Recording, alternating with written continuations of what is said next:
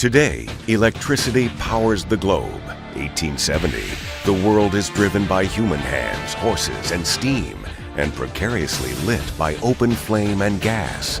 The event that changes the world, Thomas Edison perfects the incandescent bulb and lays the foundation for the age of technology. Now, the electric light on Modern Marvels, then and now. At 30, Thomas Edison was one of America's best-known heroes, the creator of the phonograph, the marvel of the age. Edison lived in Menlo Park, an isolated village in New Jersey. This unimpressive bluster of shacks would become the world's first invention factory. Menlo Park was also the isolated home for Edison's young wife, Mary Stilwell. Mary was a simple young girl Edison met when she worked in one of his factories. Unprepared for her new life and often left alone as Edison worked around the clock, Mary would soon be overwhelmed by the growing shadow of her husband's legend. By 1877, creating a legend had taken its toll on Edison, too. For the first time in his life, he was exhausted and sick. He hadn't had a vacation since his marriage 6 years before. Only after he added the word working to vacation did he agree to join a group of scientists on their way to Colorado to study an eclipse of the sun. Mary was left behind in Menlo Park. On the way with boyish enthusiasm, Edison got permission to ride on the cowcatcher for an uninhibited view of the passing scenery. The Colorado gathering was a distinguished group of university-trained scientists, but Edison, second from the right, with only 3 months of formal education, was certainly the most widely known. They were there to study the eclipse, but the talk was also of exciting new developments in the world of electric illumination. When it was suggested that Edison make this his next area of experimentation, he was intrigued. The idea came, he recalled, just at a time I wanted to take up something new. As the eclipse turned day into night, Edison was already thinking of creating a new kind of sun to turn night into day, an electric light. I think Edison was a man who had his eye out for the main chance. I think he could sense what was happening. He'd been involved in the electrical business through his work on telegraphy for a long time. And he essentially saw that there was a revolution on the horizon. Back in Menlo Park in August 1877, Edison was afire with ideas for a new electric light. But he was far from the first to tackle the problem. Edison did not invent the electric light, if you'll excuse the pun, in a vacuum. Edison was one of dozens of inventors on both sides of the Atlantic doing work on electricity and on electric lighting in general, in particular, and electricity and electric power in general. In fact, one survey shows that Edison's light was 23rd on a long list of attempts going back as far as an English inventor in 1808. The idea that you could take an electric current and produce illumination goes all the way back to the first decade or so of the 19th century. Humphrey Davy, who was one of the first great experimenters with electrical phenomena, demonstrated the two basic forms of electric light, which you could say an arc light, and this alternative form that everybody knew was at least theoretically possible, which was an incandescent light. Arc light is created when electricity jumps the gap between two conductors, creating a continuous blue glow.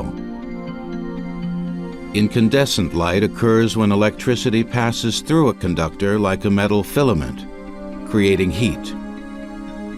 As the filament heats up, it glows with light. A stumbling block for any kind of electric light is an adequate source of electricity. In 1931, an Englishman, Michael Faraday, created a potential solution to this problem: the first electromagnetic generator. By the time Edison began his work in 1877, there already was electrical light. A year before, arc lights powered by steam dynamos illuminated the Philadelphia Exposition. In 1877, a whole street in Paris was lit by electricity. Arc illumination worked, but its light was harsh, and it had another serious shortcoming. Arc lamps, as were being used commercially at that time, were operated in series, one after another. So you might have 10 or 15 of them in a row. Anybody who's familiar with old-fashioned Christmas tree lights in which one bulb burns out and all the rest of them goes out can see the folly of these types of systems for a domestic lighting system. So Edison had to develop a light that was a lot dimmer, a lot smaller, a lot safer to be used in the home. He believed the way to go was with an incandescent light using the heated wire to do it. As early as the 1850s, well before Edison, an English druggist, Joseph Swan, was experimenting successfully with an incandescent light bulb. Edison was in a race. Edison hadn't been experimenting with electric light as long as Swan, but he'd been interested in things electrical since he was a boy. An early film biography shows this, as well as his lifelong love of practical jokes. Here he attaches a wire to a faucet and gives fellow workers a little shock. In 1876, a little more sophisticated ingenuity produced the electric pen, the forerunner of the modern mimeograph duplicating machine, but it was a long way from the electric pen to the electric light. Yet even before the real research had begun, Edison brashly announced to the world that he understood the secret of the electric light. On September 13, 1877, he wrote, "The object of this invention is to produce light for illuminating purposes by metals heated to incandescence by the passing of electrical current through them." Not only that, he promised to illuminate a whole neighborhood of New York with an entirely new process, all in a matter of months. Edison's announcement made worldwide news. He was confident he'd discovered the essential concept to do the job, but in fact, he had no detailed idea how he was actually going to make it happen. In the 18th century, people flocked to demonstrations by professors of electricity. These scientific entertainers used increasingly powerful static electric generators, which, when touched, eventually threw one of them across the room. The electric light will return on Modern Marvels, then and now. We now return to the electric light on Modern Marvels, then and now. Thomas Edison's announcement that he found the secret of the electric light astonished the public. But to back up his words, he was going to need money. Lots of it. In order to get the kind of money that he was talking about, he had to get the attention of a capitalist on Wall Street. And in particular, I think he was at least vaguely aware of the fact that he had not only to get their attention, but he had to scare them a little bit. To say to them, if you don't help me out here, your gas stocks are not going to be worth anything. Your other investments in similar technologies may go down the tube, and you will feel very foolish because you will have lost the opportunity of a lifetime to get in on something really big. Wall Street magnates like J.P. Morgan, heavily invested in gas stocks, didn't need to be asked twice. Edison may have preempted the winner's crown in the race for the electric light, but his competitors were far from ready to quit. As this English cartoon shows, he was only one of a big field of inventors with ideas that disturbed the sleep of international gas magnates. And Edison was a newcomer. In England, Joseph Swan was close to success. Nearer to home in New York, Edison faced another challenger, hard-drinking ex-telegrapher William Sawyer. With financial support from lawyer Alvin Mann, Sawyer was getting his own Sawyer-Mann electric light ready to glow ahead of Edison. For the most part, men like Swan and Sawyer were essentially lone inventors. To many, that was Edison's reputation too, but in fact, at Menlo Park, he was the captain of a powerful team. It was this support that made an enormous difference. He called his Menlo Park team the Boys, or even more affectionately, his muckers. Edison was only 31, but his muckers called him the Old Man. Edison's closest associate was English-born mechanic Charles Batchelor. Much of what we know about Edison's early experiments come from Batchelor's detailed drawings and meticulous notebooks. Turning these drawings into working machines was the job of master machinist John Crucy. Crucy was the man who built Edison's first working tinfoil talking machine. A newcomer to the lab was 26-year-old Francis Upton. Unlike most of Edison's muckers, Upton was a mathematician with a university education. It wasn't long before the old man nicknamed him Culture. Upton would prove invaluable as Edison plunged into the only partially understood complexities of electricity. Did Edison invent everything by himself? Of course not.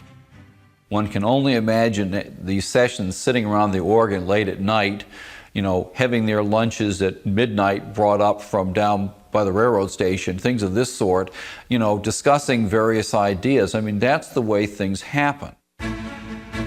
With his boys, Edison's Menlo Park laboratory had come a long way toward achieving his dream, a perfect workshop. In 1878, what he hadn't achieved, despite endless hours in the lab, was a workable electric light. As this early film biography shows, Edison virtually lived in the laboratory, smoking as many as 20 cheap cigars a day. He worked around the clock, catching catnaps on laboratory benches. He would wear the same clothes for three or 4 weeks, go to bed with all his clothes on, including his shoes, not shave, not change his shirt, eat poorly, stay up to all hours, 4 or 5 in the morning, take a 20-minute nap. His life had an anarchistic aspect to it. Edison's obsession with his work was devastating to his family life. In 1879, his wife Mary, long neglected as her legendary husband struggled to solve the mysteries of electricity, was pregnant and depressed.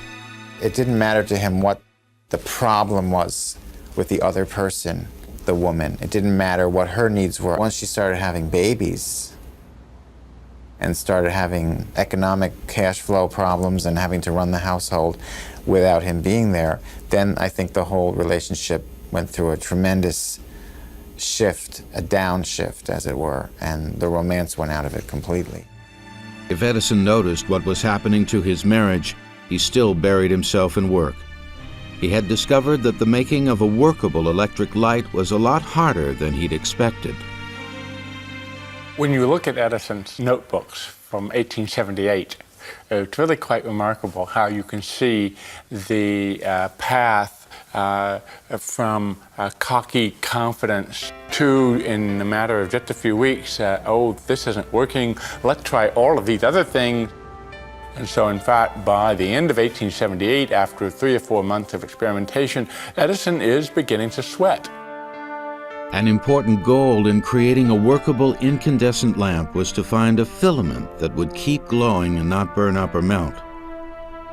Like others before him, Edison started with platinum, a metal with a high melting point, but platinum was rare and expensive.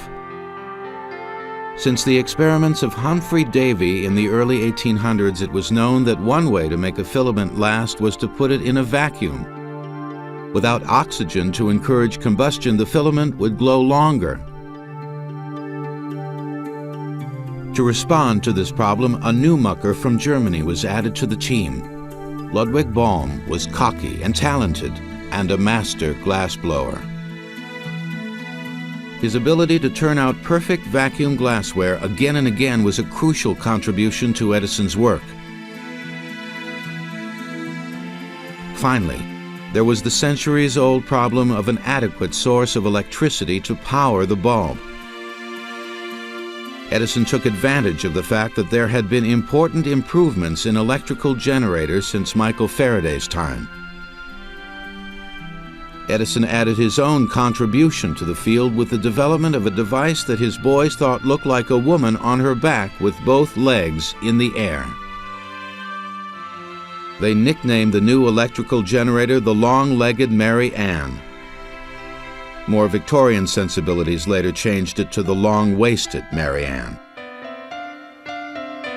By the middle of 1879, Edison had made some progress, but much of the scientific establishment was convinced the odds of success were against him.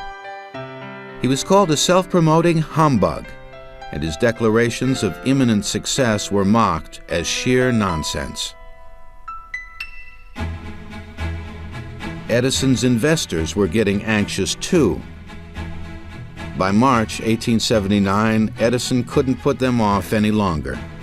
He reluctantly set up a demonstration of progress on the miracle he promised. It would be a memorable occasion.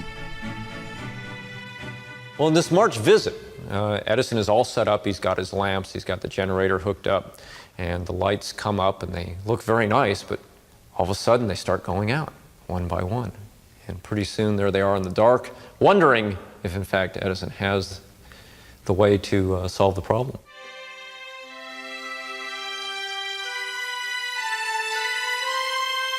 For Edison, the pressure was on, and he knew he wasn't the only inventor searching for a solution.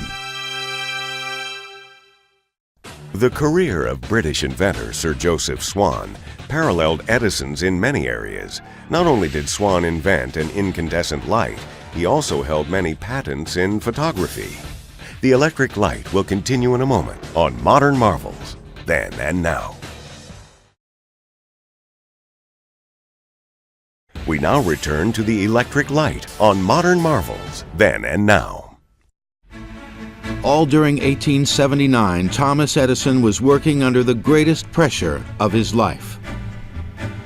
If you look at the technical journals, you'll see that there are a host of inventors who are announcing breakthroughs, that are announcing that they are just on the edge of solving the problem of the electric light. And Edison is, to a certain extent, just one of this host of inventors racing to the goal of a successful electric light. Unlike most of his competitors, from the beginning, Edison thought of creating a system of lights as well as inventing a single lamp. And with a brilliant stroke of insight as early as 1877, he knew what the basic characteristics of that system needed to be. Edison competitors such as William Sawyer were working with lamps that used low-resistance electrical conductors. When an electrical conductor resists the flow of electricity, this electrical friction generates heat. This heat makes the filament in an electric light glow. With a low-resistance conductor, there is less electrical friction, so it takes more electricity to build up the heat needed for light. More electricity means thicker conductors. Thicker conductors add excess heat and, more important, additional cost to an electrical system. High-resistance conductors with greater electric friction need less electricity to produce the heat for light. This means they can be thinner and cheaper. Edison